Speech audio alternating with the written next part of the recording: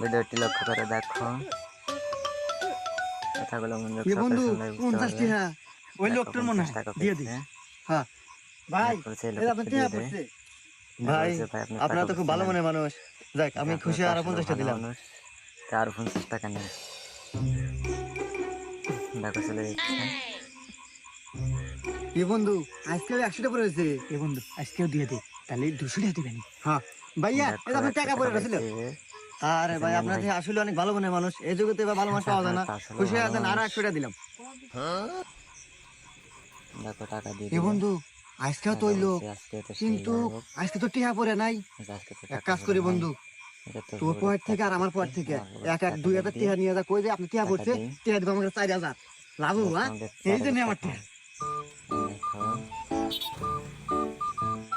ভাইয়া এটা আপনি 2000 টাকা পড়ছে।